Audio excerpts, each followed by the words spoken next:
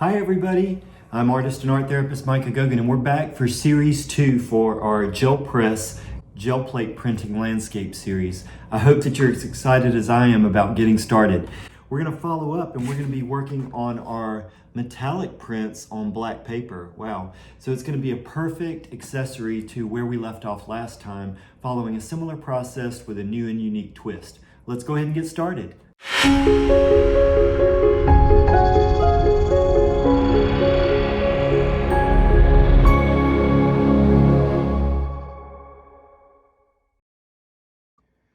Okay, so welcome to Series 2. If you missed the first series, we'd love for you to join us to follow up on some of the techniques and principles that we laid down in the first episode.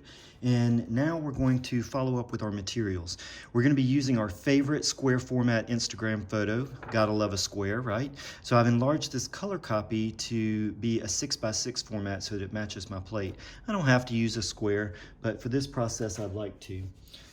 As far as paper, I'm going to be using black Canson, and this is the Tientes pastel paper, just a black value that the images will show up on. You can use any color. And then I'm going to be using golden open acrylics. I've got a variety of colors here, including a iridescent silver. I've got a light ultramarine blue, a teal, a chromium oxide green, and an iridescent bronze. And all of these materials will be listed in the credits at the end of this video, so don't feel like you have to keep up and write them down. I love the analogous cool palette here. What I'm searching for is, when I say analogous, side by side on the color wheel, meaning I've picked a lot of blues and greens, and they're all cool colors. Cool meaning typically anything that's on the bottom side of the color wheel, including green, blue, and violet. The only warm color that I have is the iridescent bronze, so I've kind of addressed my color palette to meet those needs.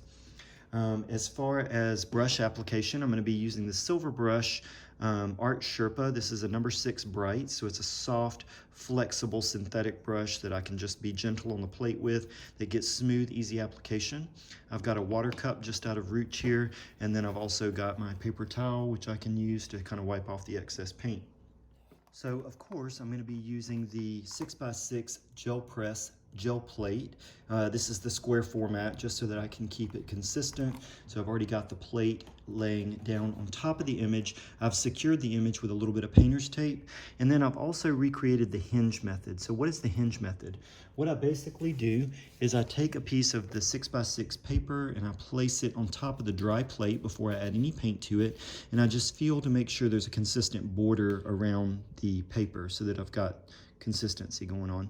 Then I'm going to tape a small piece of painter's tape, and once I have it on the outside like so, tape, then I'm going to flip it open and I'm going to put another piece of tape here, so that way when I flip my images back and forth, I get a cool registration, meaning that, you know, it's lined up, and that way I'll have smooth, consistent borders around my image. So I'm very excited about that. All right, so let's go ahead and get started. So I'm going to just grab my paint colors on my palette, and I'm going to just set those to the side here because I don't need the paper right now. I'm going to wet my brush just to make sure that it's the bristles are moist but not saturated, and then I'm tapping the excess on my paper towel. And I'm going to just start with some of the lighter colors that I see, mostly with the blues. And when you're doing water, a lot of times the water has more of a tropical feeling. The sky may have a little bit more of a subdued feeling. So for the sky, I'm going to be using the light ultramarine. Now, you don't have to have specific colors for this, but I do like having stuff that's kind of easy to grab along with mixing slightly. And I'm just going to use a pat method. I'm going to make sure that I go all the way to the edge of the plate, and I'm just going to be basically following the translucent marks. You see that I've laid the plate on top of the image just like a transparency, so I just kind of can follow along the image, no drawing necessary. This is just all about being in the process, and I'm making my strokes fairly smooth. So even though I have a solid opaque application like that, I can take the residue from the brush and move it around so that I have areas that are thick and areas that are thin. The thickness will give me that opaque, and the thinness will give me some translucent or transparent layers. So I'm basically depositing in the center, and see how I'm manipulating it just to get some variety. And the blue is a little bit more like a periwinkle than what's in the picture, and I'm totally okay with that. I'm just going to move it until I see full sky color, and then I'll go ahead and rinse out my brush and just get that excess color off. And now I'm going to go in for my water, and I'm going to use the teal, just really playing off an oppositional color. And because the water goes from more solid to more faint, I'm just going to start on the horizon line. The horizon line would be where the sky and the ground meet. And I'm just going to put a little bit of solid color, and I'm just going to pat my brush down and let it just kind of play off a little bit. Again, letting it be more solid toward that horizon line, and as we move down, letting it get a little more faint, almost non-existent. Get some of that excess paint off. The beading that you see happening is because the brush has too much water and not enough paint. So I'm just adding a little bit more paint and smoothing it down. The beading effects are very cool. I don't think that they're negative, but it's a good indicator that there's more water and less paint in my ratio.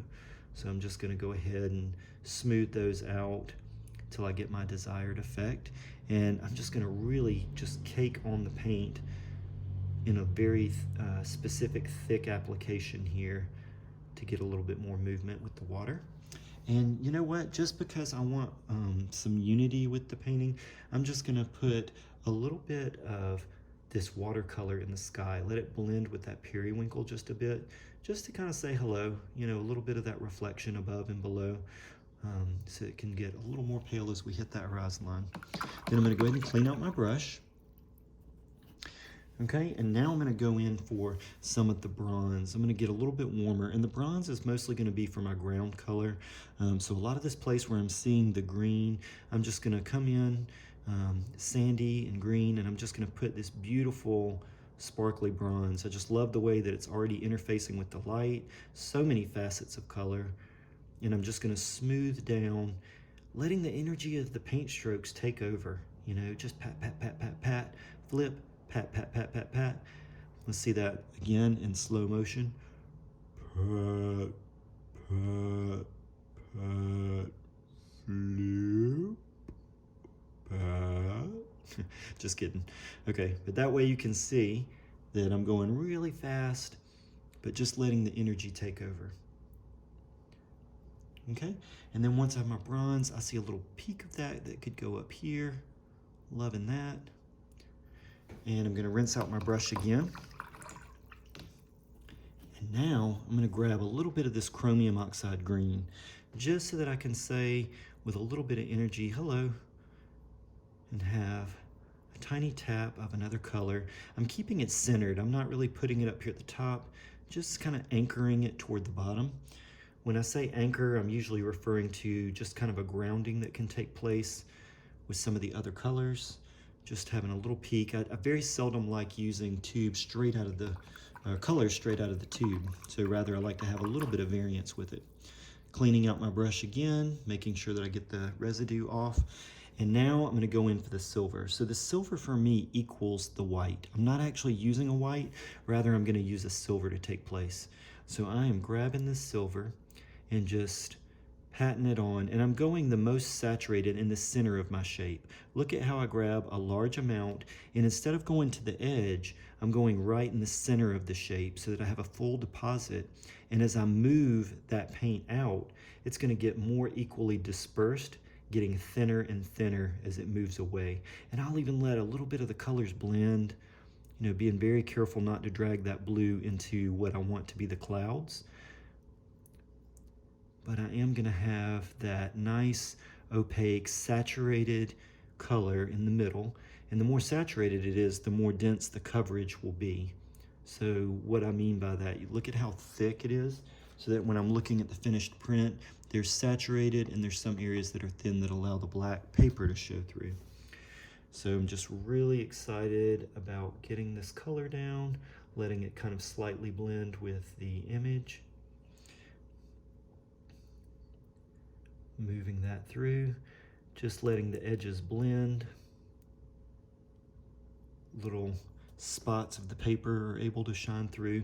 Then I'm going to hit this water crest up. So I'm noticing that where the waves are crashing up and there's foam and there's, you know, a little bit of the waves. I'm just going to put some of that silver down, kind of working around my rock shape. And I don't have to paint the black of the rocks. Why? Because the paper is black. So there's no need to do that. And I'm just going to kind of glaze. There's not much material left on the brush, but I'm going to wipe the residue off just in case there is. And I'm just going to put these little faint tickles, is what I'm going to call them. Just a little tickle in here to where it's just enough silver to just kind of barely be visible, but you know, nothing too serious. Just barely, almost like I'm cleaning my brush off, but I'm cleaning it off in the mountains instead. Okay? So once I feel like I've got a nice, you know, solid application of color, then I'm going to clean out my brush, move my paper towel aside. I'm going to go ahead and move my palette. And then, you ready? Here we go. We got our Hinge method. So I'm going to start with my saturated print, which will be this one. And I'm just going to flip straight over, right? Press down, give it a little massage it out. You can also get a Baron, which is a tool that you can use to actually rub this, but I'm all about using free tools like my hand. And I'm just making sure that the plate has contact with the paper, and I'm just going to pull that back, and I see the image coming through, and I'm going to hit it again with this ghost print, giving it a nice loud pop. Pressing down, I'm going to press a little more firm to make the contact. And I'm going to pull back, and I have my ghost print. Now I can embellish on top of the prints to exaggerate the paintings even further now that I've got the colors down. Here we are with our completed print and ghost print. So you see the ghost print's a little more faint while the original print is a little more saturated, definitely picking up that metallic sparkle, which we all love from the bronze and the silver. So I hope that you'll join us for series 3, where we cover a monoprinting of a marsh, and we'll be doing color layer by color layer and building up the effects. So join us for series 3.